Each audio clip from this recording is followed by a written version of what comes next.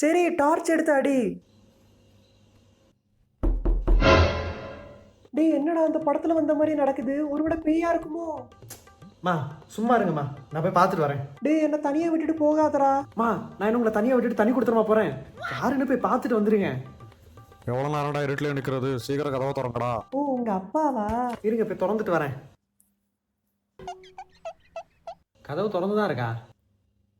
ஏன்டி பேயரஞ்ச மாதிரி உட்கார்ந்துருக்க? ஒருவேளை மேக்கப் போடாதவன் மூஞ்ச பார்த்துட்டியோ? இல்லைன்னா மேக்கப் போட்ட மூஞ்ச பாத்துட்டீங்களா? நீ எப்படி நேரத்தில் இங்கே வந்த, அதுவும் அப்பா கூட? அவன் ரோட்ல வச்சு பார்த்தான். அங்கிள் எங்க போறீங்க அப்படின்னு கேட்டான். சல்லால் நான் வீட்டுக்கு போறேன்னு சொன்னேன். இருங்க அங்கிள் நானும் வரேன் அப்படின்னு வந்துட்டேன். சரி வாங்க எல்லாரும் உட்கார்ந்து பேசுவோம். ஓகே அங்கிள் ஆண்டி, பொதுவாக இந்த மாதிரி நேரத்துலலாம் பேய் கதை சொல்லுவாங்க. நம்ம கொஞ்சம் புதுசா நம்ம வாழ்க்கையில் உள்ள சீக்ரெட்ஸை சொல்லுவோம். அபி நீ ஸ்டார்ட் பண்ணு. ஒரு நாள் காலேஜில் தைரியத்தை வர வச்சுக்கிட்டு என் க்ரஷ் கிட்ட போய் பேசினேன். அவகிட்ட பேச போகும்போது அபிங்கிற பேர் ரொம்ப மொக்கையாக இருந்துச்சு. அதை என் பேர் சூர்யான்னு சொன்னேன்.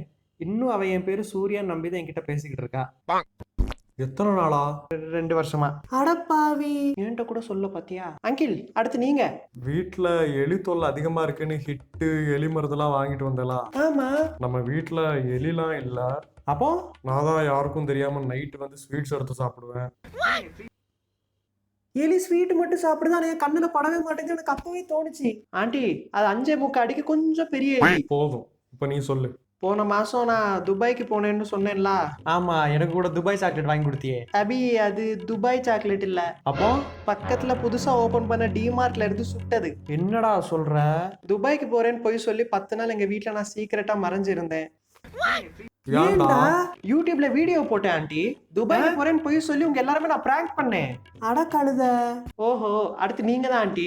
போன மாசம் நாங்க திருச்செந்தூர் போறோம்னு போய் சொல்லி கவிதாக்கா கூட நாங்க எல்லாம் ஊட்டிக்கு போனோம். எதை ஆமா பொய் சொல்லி ஏமாத்துறியா? தப்பா தெரியல உனக்கு? நீங்க கூட தான் ஆபீஸ் மீட்டிங் போய் சொல்லி கோவாக்கு போனீங்க. உனக்கு எப்படி தெரியும்? அதான் இன்ஸ்டாகிராம்ல ஸ்டோரி போட்டீங்களே. இல்ல அதுக்கு நான் உன்னையும் அபியையும் ஹைட் பண்ணிட்டேன்ல. என்ன ஹைட் பண்ணீங்க? அபிய ஹைட் பண்ணீங்க. அந்த சன்லால் பையனை ஹைட் பண்ணீங்களா? ஓகே ஓகே இதெல்லாம் இருக்கட்டும். அங்கிள் உங்களுக்குள்ளது லவ் மேரேஜா அரேஞ்ச் மேரேஜா? நீங்க 2 பேரும் எப்படி சந்திச்சுக்கிட்டீங்கன்னு சொல்லுங்க. நான் டெய்லி அவளை பார்க்க அவள் காலேஜ் கேட் முன்னாடி போய் வெயிட் பண்ணுவேன். நானும் செக்யூரிட்டி கார்டும் அவ்வளோ க்ளோஸ் ஃப்ரெண்ட்ஸ் ஆகிட்டோன்னா பார்த்துக்கோயேன். அப்பா அதுக்கு பேர் ஸ்டாக்கிங்.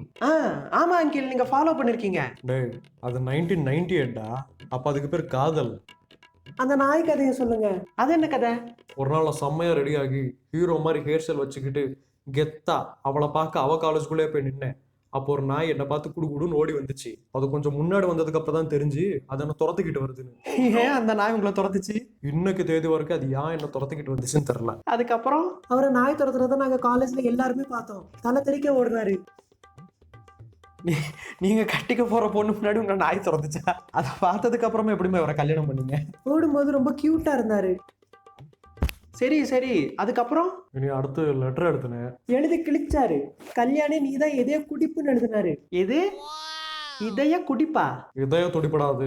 அந்த காலத்துல ஏஐ சாட் ஜிபிடிலாம் வந்து நமக்கு லெட்டர் எழுதி கொடுக்காது. நம்ம லெட்டரை நம்ம தான் எழுதணும். ஆட்டோ கரெக்ஷன் வேற இல்லை. மூளை, பெண்ணு, கொஞ்சம் தைரியம், இதை வச்சு மட்டும் எழுதணும். சூப்பர் அங்கிள் சூப்பரா. டேய் என் பேரை கூட தப்பா தாண்டா எழுதினாரு. கல்யாணிங்கிற பேரை கொலையானின்னு எழுதி வச்சாரு. நான் கொஞ்சம் நர்வஸா இருந்தேன். தெரியுது.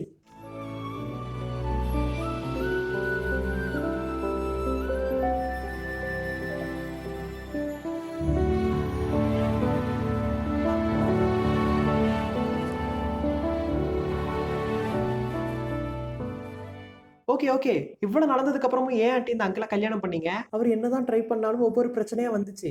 ஆனா எல்லா பிரச்சனையும் சமாளிச்சு அவர் ஒரு ஸ்டாண்ட் எடுத்து நின்னாரு. தெரியுதுல, இதெல்லாம் பார்த்து கத்துக்கங்க பசங்களா. ஆனா இப்பதான் 6 மாசமாகி அந்த பைப்பை ரெடி பண்ணல. இப்ப எதுக்கடி சம்பந்தமே இல்லாம இந்த டாபிக் எடுக்கிறா? நான் சம்பந்தம் இல்லாம பேசுறேனா? நீங்க பார்க்காத வேலை அதெல்லாம். இல்ல அதுக்கு நீ இஷ்டத்துக்கு என்ன வேணாலும் உளருவியா? ஓவரா பேசுறீங்கன்னா அப்புறம் உங்க தங்கச்சியை பத்தி நான் பேச வேண்டி வந்துடும். இதை பாரு, என் தங்கச்சியை பத்தி பேசுற வேலையை வச்சுக்காத. உங்க குடும்பத்தை பத்தியும் பேசுவேன். இல்ல நீ என் குடும்பத்தை பத்தி எடுத்தனா அதுக்கப்புறம் உன் குடும்பத்தை பத்தி எடுக்க வந்துடும் பாத்துக்க. உங்க குடும்பம் அப்படி இருக்கிறதுனால நீங்க இப்படி இருக்கீங்க. டேய் சன்லால், இப்ப நிலவரம் சரியில்லை. ஆமா ஆமா வா போயிடலாம். ஜம்பு வா போயிருவோம். குடும்பம் தான் ஒழுங்க. இதை பாரு, நீ ஓவரா பேசுற பாத்துக்க. உங்க குடும்பமும் நீங்களும் ஒண்ணுதான். 2 பேரும் முட்டா பசங்க. இதை கிவ் ரெஸ்பெக்ட் டேக் ரெஸ்பெக்ட், அவ்வளவுதான். அப்படிதான் பேசுவேங்கிறேன். இதை பாரு, வார்த்தை பத்திரம். ஏன் வார்த்தை நல்லாதான் இருக்கு. உன் குடும்பம் ஒரு அது, என் குடும்பம் ஒரு இது, பாத்துக்க.